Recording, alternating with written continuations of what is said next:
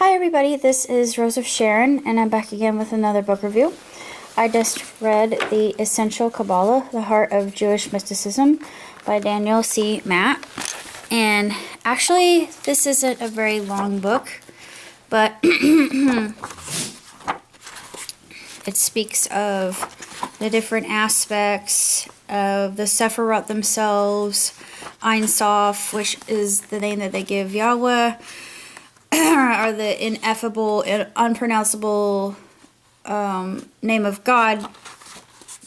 And of course, there was something that preceded God, which I thought was really interesting, having looked at this. And it speaks about our relationship to God, God as one entity, God coming from nothingness and being no-thingness, which made my head hurt processing that, because we ourselves, we can't really grasp the nature of infinity, let alone nothingness and or no thingness.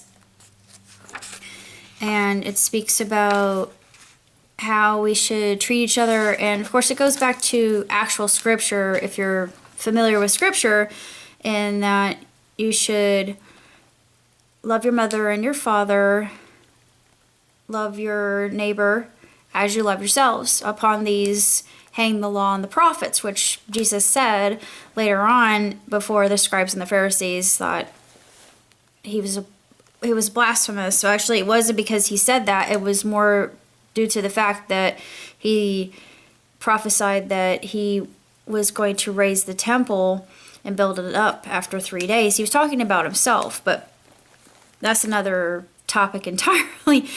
And they considered him a heretic just due to the fact that he put himself equal with God when he was God in the flesh. Anyway, that's the Bible, but the Kaballah is really a beautiful book, and it speaks of just the genuine nature of God and the fact that God is both male and female. And they talk about the soul. They give the soul a feminine aspect, and I thought, oh, that's very intriguing. The spirit is always female, because I was remembering, I know a little Latin, so anima, actually it's feminine. Very intriguing. And I thought, yeah, I knew that was going to come back into my study, and I'd always wanted to read the Kabbalah, and I was absolutely fascinated. This really opened my mind. And it speaks about how sexuality itself and the act of sex, when done right, when done properly in the right way as a union, is emulating the Creator. And I thought, wow. Yeah, that's absolutely beautiful. And I agree with that. I think that it should be treated with more reverence. And I always think of sexuality as sacred myself. But speaks about pleasure as well, and that pleasure is also holy.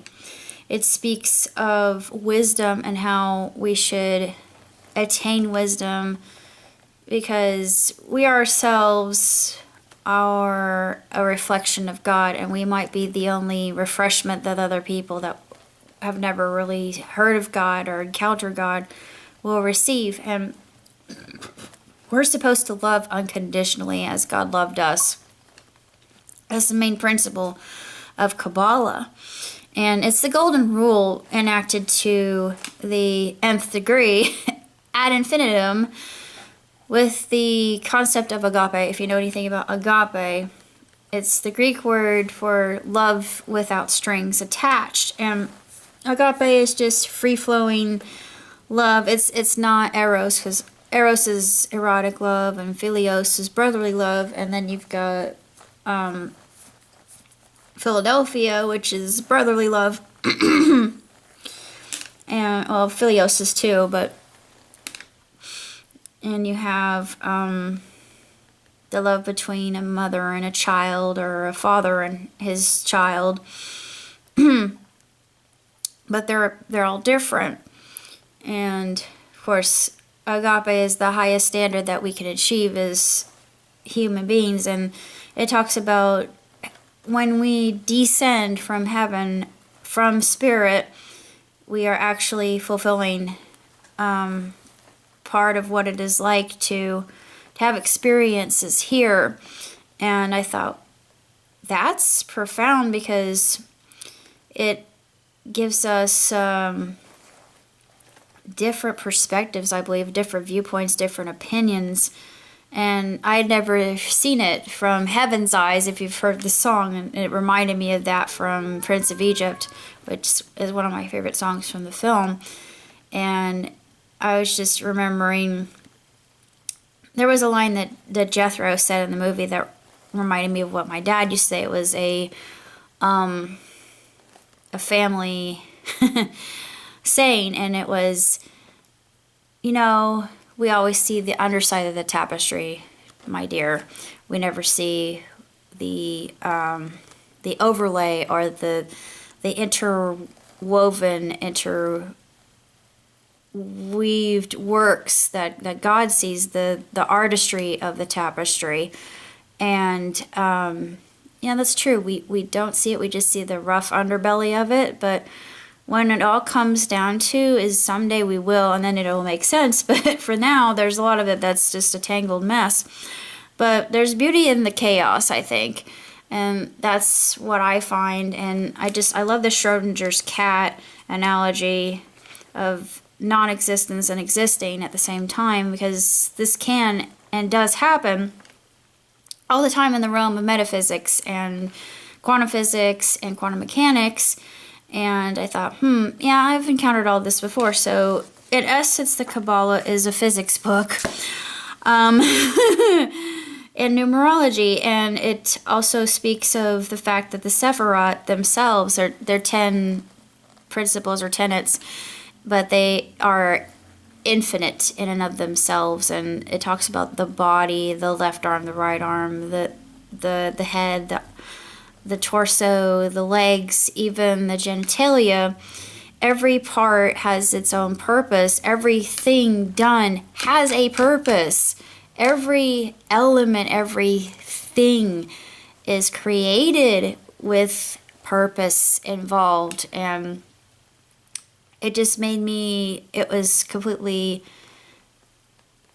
revolutionary for me to think about that in a broad sense, because I'd never really done that. I never really sat down and thought, oh yeah, of course. But it's so logical. But I really love the Kaballah.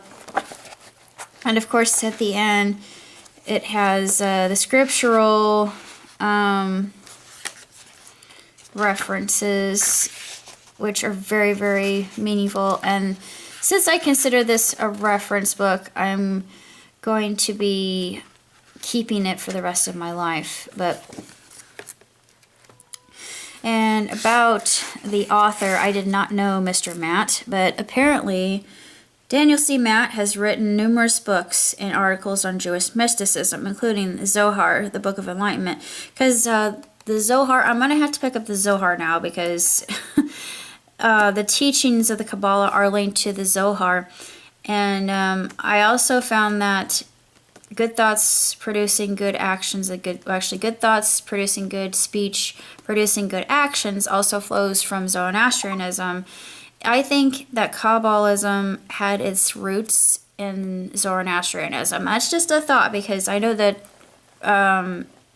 early Christianity was basically Zoroastrianism, because it was very basic, logical,